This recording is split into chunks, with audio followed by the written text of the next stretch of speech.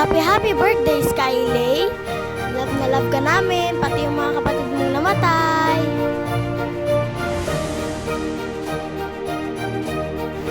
Happy birthday, Skylay! I love na love ko kayo lahat.